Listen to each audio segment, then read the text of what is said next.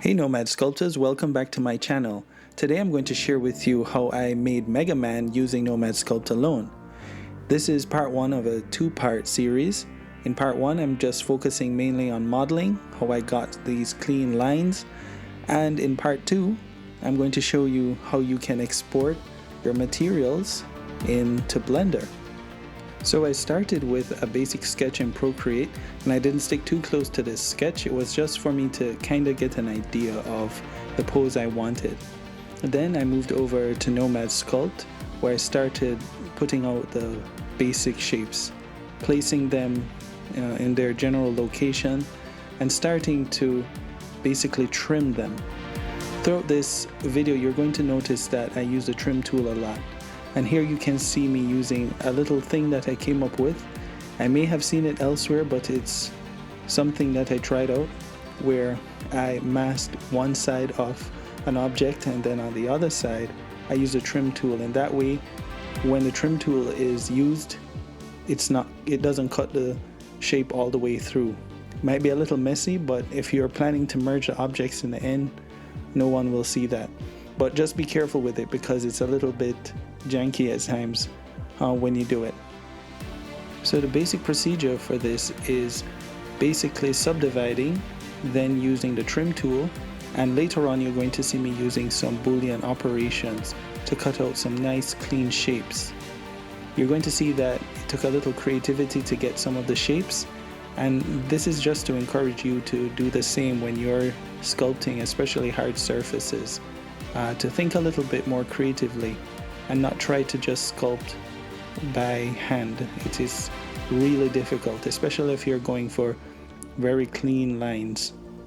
Here you can see me just going through the model and doing the same basic operations to get the shapes down.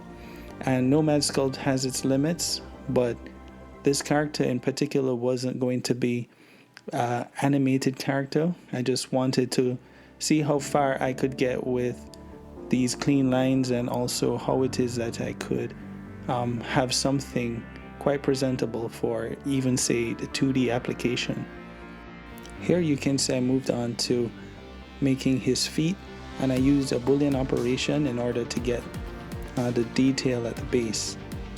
And what you may not notice here is that after I did that, I had duplicated the foot, scaled it up, and then I trimmed the second object, and that's how I got that detail at the base.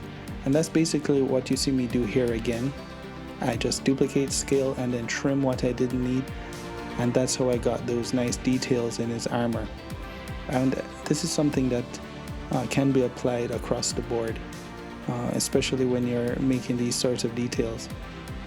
Just for the sake of keeping it clean, and I know I wasn't going to try to animate this in any way, I kept them separate and it gave me those clean lines. If I voxel merge them, there may be a challenge, and so you may have to group them or do a simple merge to keep them together.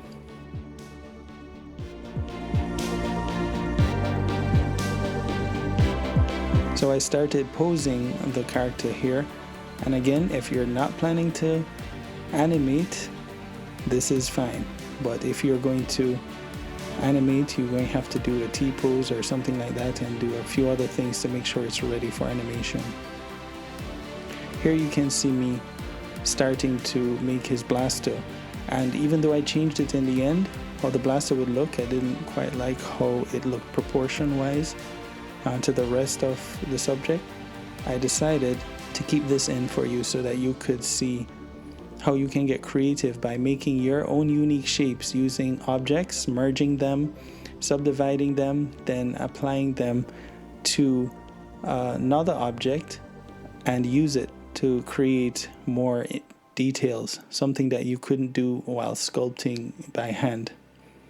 So here you can see me just adding some of those details in that exhaust and so on. It kind of looked like a jet engine to me, but that is basically what you can do to get those sorts of details. And again, you can see me duplicating, scale, and just trimming what I needed to get some more details on it.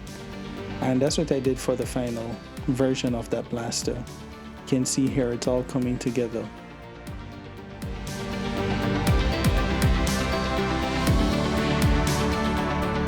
Now I moved on to making his helmet, and this presented a challenge for me. What you're seeing here is my final attempt at doing it. Before that I had a lot of problems, but I kind of figured it out and I started doing it the way I think it should be done, but I still learned of a few things I could have done that made this process, or could have made this process, simpler. I used the mask to create a new unique object, and then from that unique object I refined it, cleaned it up a bit, and then used it again with the Boolean operation to cut out the shape that I needed in his helmet, and I got those clean, crisp edges that I was looking for. It wasn't the perfect cut, but for what I wanted to do, it did the job. So you can pay a little closer attention to that when you're making your cuts yourself. And again, like what you see I did with the rest of the body, that's what I did with his helmet. I just kept adding details using the simple objects and creating all the details for his helmet. I skipped showing how I sculpted his face in this video, but you can see how I did that in other videos.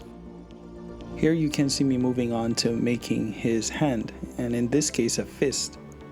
I was not planning to animate it, so I created separate objects so that I could later merge them.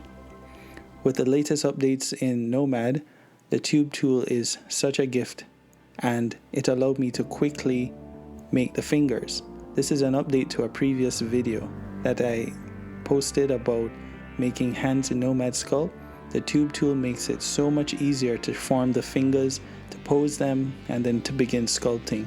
So I applied that to this project, and as you can see here, I just blocked out all the big shapes using the tube tool as well as the UV sphere that I started with, and I just took my time making sure that the silhouettes look right.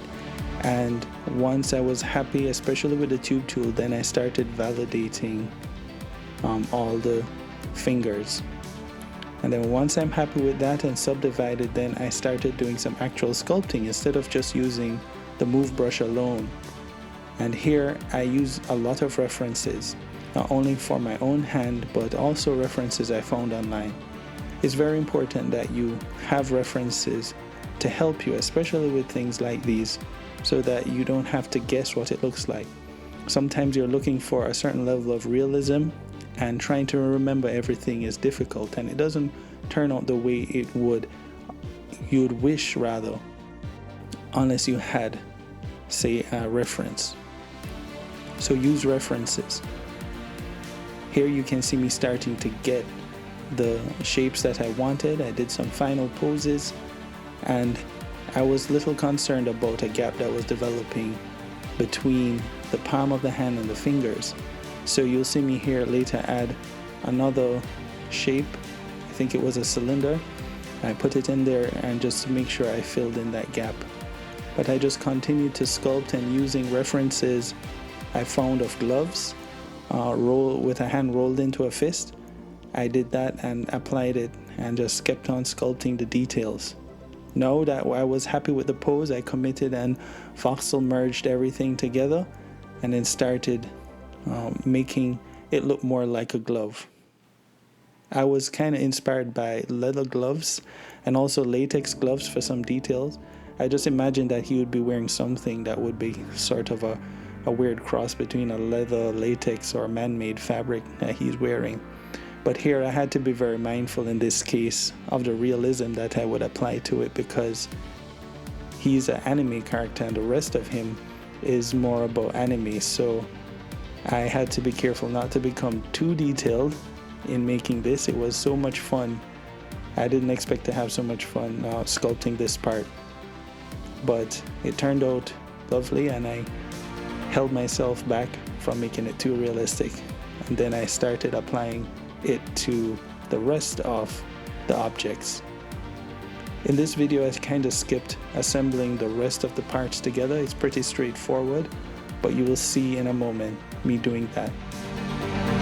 So there you have it. That is the sculpt of Mega Man, and from here now in part 2 you're going to see how I added color.